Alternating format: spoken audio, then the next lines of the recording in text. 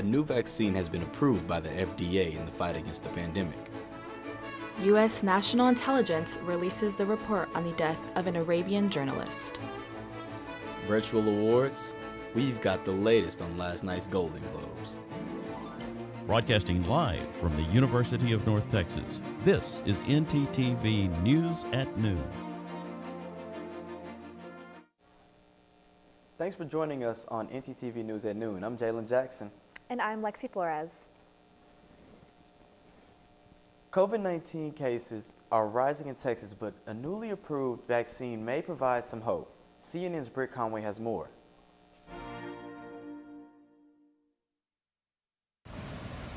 First, it was Pfizer-BioNTech, then Moderna, and now Johnson & Johnson. It's very good news. Now we have 3 important tools against this virus. Saturday, the Johnson & Johnson COVID-19 vaccine got emergency use authorization from the Food and Drug Administration. Sunday, the Center for Disease Control and Prevention gave their thumbs up, and by Sunday night, nearly 4 million doses were starting to ship out. It'll start getting into arms as early as Tuesday. This vaccine can be kept at regular refrigerator temperature, and it only takes 1 dose. In U.S. trials, it's considered 72% effective, with 86% protection against severe forms of COVID-19.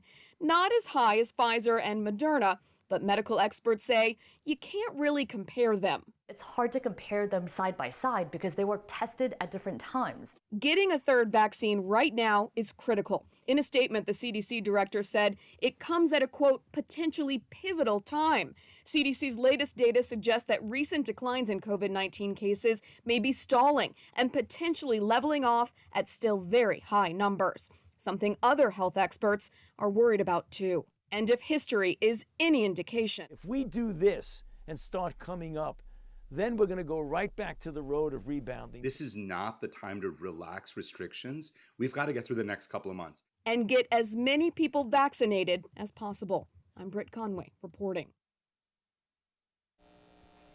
Dallas County is expected to receive 6,000 doses of the Johnson & Johnson one-dose COVID vaccine in the coming weeks. On Saturday morning, the House of Representatives passed a $1.9 trillion COVID relief bill. The bill also contains language that would raise the minimum wage to $15 an hour. However, that is expected to be stripped before the Senate vote. John Loring has more on what to expect in the coming days. President Joe Biden's pandemic relief plan will give the U.S. a much-needed boost. And the people of this country have suffered far too much for too long. We need to relieve that suffering. The American Rescue Plan does just that. It relieves the suffering. And it's time to act. The package includes $1,400 stimulus for some Americans, enhanced unemployment aid, and a minimum wage hike to $15 per hour, which the Senate is expected to strip out.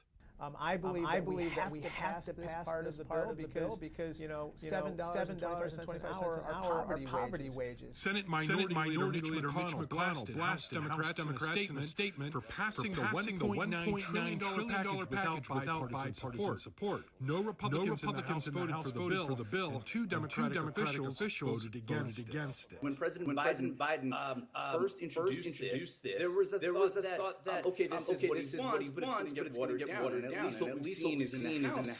He's getting pretty much everything that he wants. Biden is calling on the Senate to pass the bill promptly. If we act now, decisively and boldly, we can finally get ahead of this virus. We can finally get our economy moving again. I'm John Lawrence reporting. A 2-year-old Trump policy is being overturned. The Remain in Mexico policy has denied asylum seekers access to safety in America. Yesterday, a small group of migrants were allowed to have their cases heard in American courtrooms. The initial plan is to process 25 migrants per day, but officials hope to increase that to 50 in the coming weeks. This move is part of the President Biden's overhaul of Trump-era immigration policies. The University of Texas in Rio Grande Valley is apologizing for denying vaccines to 3 people because of their immigration status. A resident of San Juan says his father denied the vaccine last weekend after the university clinic said that they are for U.S. citizens and legal residents only. The 60-year-old Jesus Diaz was turned away because of his lack of Social Security card. The university has said it made a mistake. The university said they were simply following state guidelines, but Texas does not have a residency requirement for the COVID vaccine. Well, the bad thing is COVID isn't over, but the good news is we are done with that freezing weather from a couple of weeks back. That is so right, Jalen. Let's go to our weather expert, Danielle Zachariah, for a look at the next few days. Thanks, y'all. Right now, we are currently experiencing partly cloudy skies with a temperature of 44 degrees with the feels like 37, with the wind speed coming in from the north at 15 miles per hour. Later tonight, we'll be experiencing the same wind speed with a 50% chance of showers with a temperature of 41 and it feels like 35. Tomorrow, you can expect sunny skies with a temperature of 52 and it feels like 52, with the wind speed coming in from the north at 10 miles per hour. That's it for First Look. Back to y'all at the desk.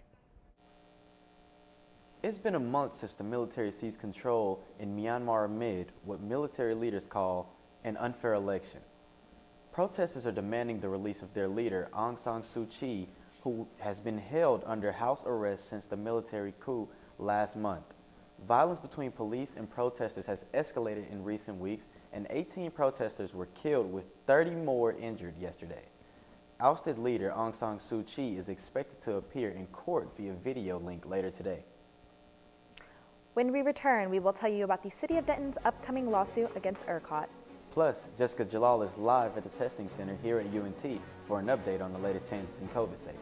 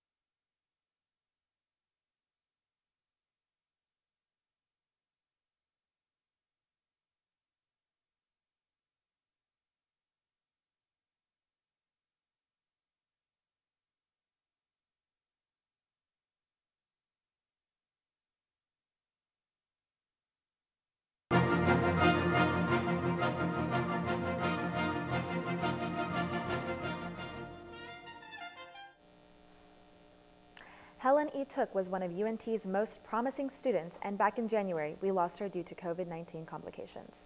As an effect to honor her memory, the University of North Texas has named a scholarship after her. E. Took's biggest passion was enriching the lives of children and had big plans to become a pediatrician. Our thoughts go out to her family. As her Mean Green family, we will certainly miss her. As COVID-19 continues to be a threat here at UNT, last week we received new rules here at the university. That's right, and Jessica Jalal at the Union right now will tell us more about it. Right, Jessica?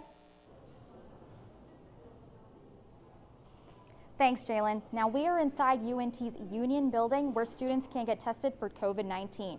Right behind me is the door to the entrance to that area where testing is taking place. Now, according to a UNT student mandate, starting this week, students that are planning on attending in-person student-related events and organizations must get tested. So yes, that means if you are not experiencing symptoms and want to attend in-person events, you still need to get tested. Testing is free at many locations on campus, and this mandate will be in effect until further notice. The good news is that COVID-19 cases are down since winter break, but still do your part and be responsible. That's all I have for you guys today. Back to you at the desk. UT Austin's application requirements are changing in response to the pandemic. The university has waived its SAT and ACT requirements for fall 2022 applicants. They say that this is due to the limited access for students to take these tests. Rice, Baylor, and Texas A&M have made similar decisions, with some universities talking about making the waived requirements permanent.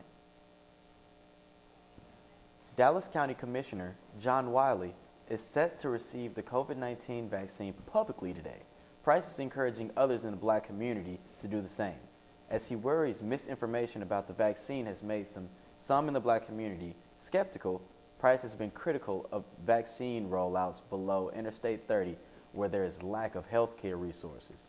Dallas County has had difficulties vaccinating black and Latino residents, but a new program is targeting the most at-risk areas by providing them with over 21,000 doses a week for 3 weeks.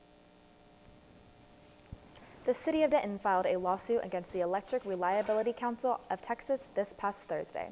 The city argues that ERCOT attempted to use market forces to address a scarcity that was caused by poor planning. Denton attorneys say that ERCOT is attempting to spread the cost of energy in areas unable to pay bills over into other municipalities, including Denton. Essentially, this might mean some cities would be forced to pay other cities' debts. The City of Denton is looking for an injunction that would block ERCOT from demanding such payments. Well, I'm glad we're having a cool couple of days, but these rainy days might ruin my plans for the weekend. I actually like a little rain, but let's see what the weather has in store for us this week. Danielle?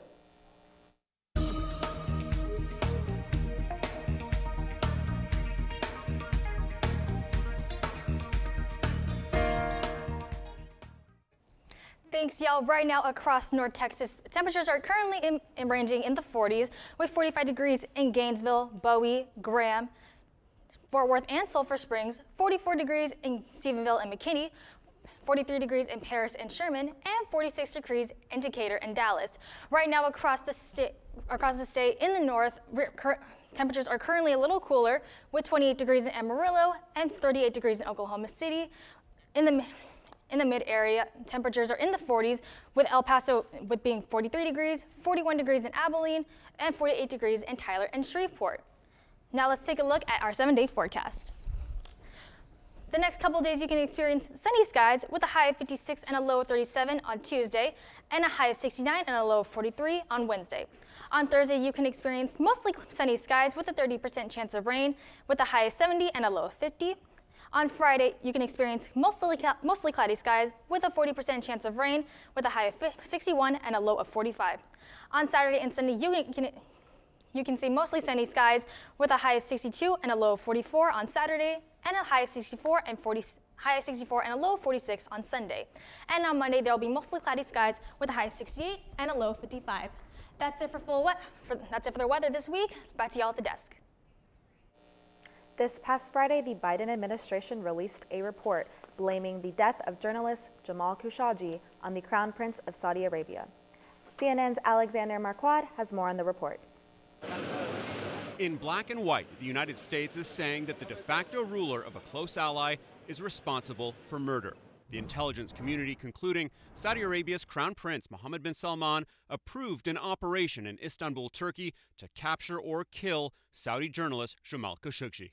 The long-awaited unclassified report is barely 3 pages long and doesn't offer any new hard evidence of an order from MBS, as the prince is known. It's based on MBS's control of decision-making in the kingdom since 2017 and support for using violent measures to silence dissidents abroad. The report describes MBS as having absolute control of the kingdom's security and intelligence organizations. The team of assassins, the report says, includes people associated with top MBS Lieutenant Saud al-Qahtani and MBS's bodyguards, including Maher Mutreb, who traveled with MBS to the United States. This public intelligence report comes more than 2 years after the brutal murder in the Saudi consulate in Istanbul of the Washington Post columnist, who was long critical of MBS. The Crown Prince took responsibility but denied any personal involvement. And the Trump administration, despite having access to all the classified details, ignored the law requiring a public intelligence report and instead provided cover for MBS. And the fact is, maybe he did, maybe he didn't. There's no direct evidence linking him to the murder of Jamal Khashoggi. Now, the Biden administration has said that MBS is responsible, but it's not sanctioning him. Instead, the Treasury Department on Friday announced sanctions against a former senior Saudi intelligence official and an entity known as the Tiger Squad, several of whose members were allegedly among the assassins. Failing to immediately punish MBS comes as a major disappointment to Khashoggi's family and supporters. I am devastated than ever before. Now I believe he will never come back. Saudi leaders have called the report false, negative, and unacceptable. The Crown Prince is not expected to face personal sanctions. The Golden Globe winners were announced last night, and when we return, we will update you on the virtual ceremony. Plus, Chanel Young has a fun story about one Texas woman getting lucky in Vegas. Stick around.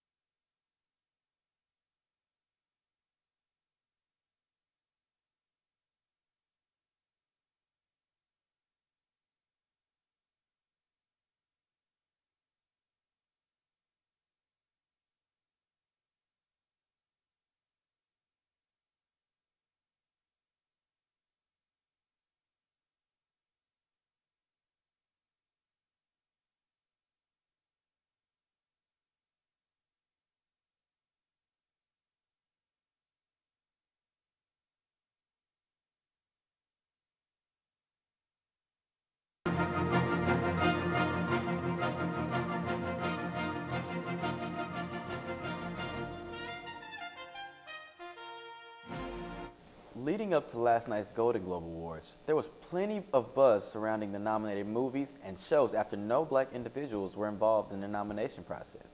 David Daniel has more on last night's award show. Stupid things, inclusivity is important, and there are no black members of the Hollywood Foreign Press. Hosts Tina Fey in New York and Amy Poehler in Los Angeles began the 78th Golden Globe Awards chiding the HFPA, which promised a more inclusive future. then gave the night's first 2 awards to black actors, Daniel Kaluuya for Judas and the Black Messiah and John Boyega for Small Axe. Oh my God, are you kidding me? I think you made a mistake. No mistake, Jodie Foster won her first competitive Golden Globe in nearly 30 years, Best Motion Picture Supporting Actress for The Mauritanian. Thank you, CBC, for making the show in Canada. Thank you, a Pop Network, for... Seriously. Catherine O'Hara's husband, Bo Welch, played her off as she accepted Best Actress in a TV musical or comedy for Schitt's Creek, which also won Best TV Series Musical or Comedy. Also winning a pair of big awards, Nomadland, Best Motion Picture Drama and Best Director for Chloe Zhao, just the second woman to win that award, Borat subsequent movie film, Best Motion Picture, Musical or Comedy, and Best Actor for Sacha Baron Cohen, and The Queen's Gambit, Best TV Movie or Limited Series, and Best Actress in that category for Anya Taylor-Joy. What? Thank you so much. Emma Corrin's win kicked off a huge night for The Crown. She, Josh O'Connor, and Gillian Anderson all won Golden Globes for the series, which was also named Best TV Series Drama. I love all of you so much, and just Andra Day was overcome, winning Best Actress in a Motion Picture Drama for The United States versus Billie Holiday. And possibly the night's most emotional moment came when Chadwick Boseman's widow accepted his award for Best Actor in a Motion Picture Drama for Ma Rainey's Black Bottom. he would thank God. He would thank his parents. He would thank his ancestors for their guidance and their sacrifices. In Hollywood, I'm David Daniel. Hey Jalen, are you a fan of those slot machines? I dabble every now and then. However, our segment reporter Chanel Young has a great story about one Texan who got lucky in Vegas. Right, Chanel? Imagine winning thousands of dollars while waiting for your flight at the airport. For one Texas woman, she didn't have to imagine anything. Megan H. was waiting on a departing flight when she won $302,000 at a slot machine. That's right, the Las Vegas McCarran International Airport has hundreds of slot machines. The Vegas airport congratulated the lucky winner without revealing her last name. The video of Megan winning went viral, having more than 2.6 million views on Twitter. But these airport slots offer more than $302,000. According to the airport, the jackpot record is just shy of $4 million. In fact, a Californian visitor won $873,000 back in July. For now, let's anticipate the next lucky winner.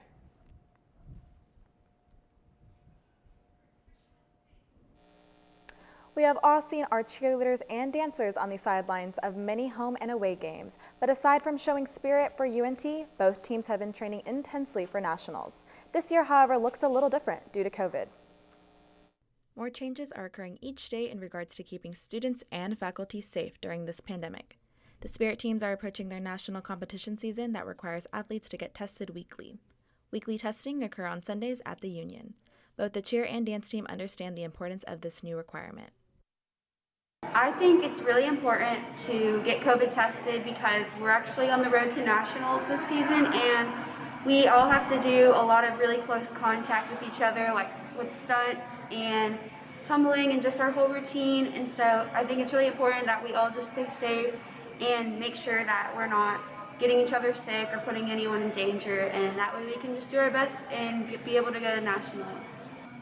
I personally feel that it is really important to get tested. Yes, I don't really enjoy being tested, but it's something you need to do, and to make sure everyone is healthy, and even with their families and people they're around, like, they also stay healthy. Getting tested weekly became a requirement for both teams earlier this semester. I think COVID tested is really important. We're trying to make it to nationals, and by doing these COVID tests weekly, it ensures that we're safe and healthy and able to go. I think it's important for us to be getting COVID tested to make sure that we're holding ourselves accountable and our teammates accountable and staying safe. This testing site is located on the 3rd floor of the Union.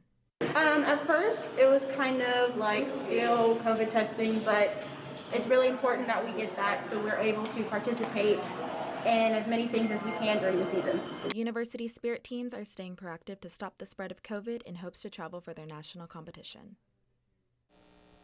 Both of the Spirit teams are working hard with safe precautions to hopefully bring back those national champion titles. Speaking of the Spirit team, I know they were probably in high spirits after the basketball games this weekend. Most definitely. We'll find out in a few minutes on our sports segment. Right, Josh? That's right, Lexi. UNT's men's basketball was back in action this past weekend as they faced Marshall. I'll let you know how the Mean Green did after the break.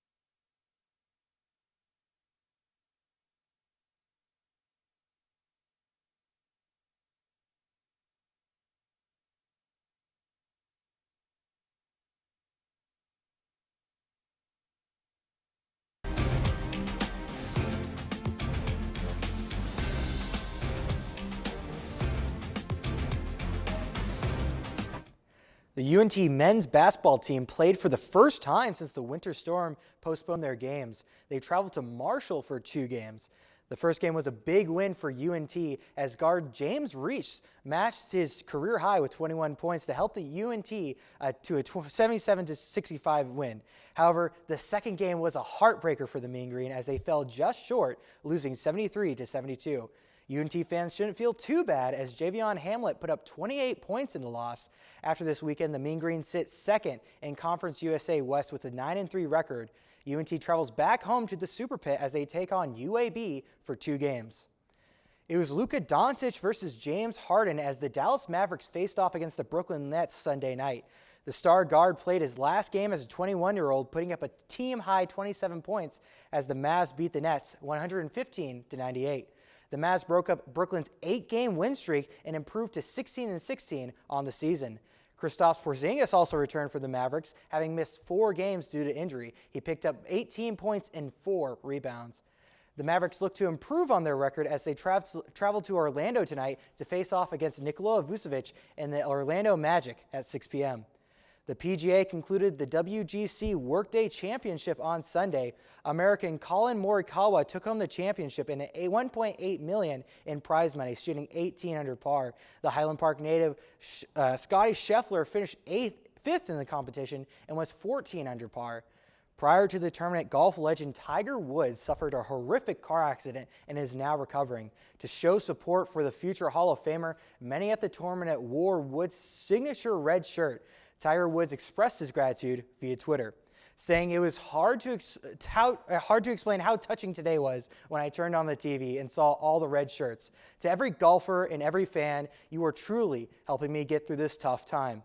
That's all I have for sports. Back to you guys at the desk.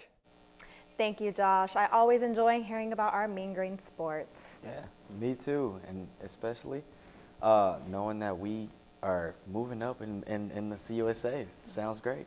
Yes. Thank you for watching ntTV News at noon. Join us again tonight at 6 here on North Texas Television.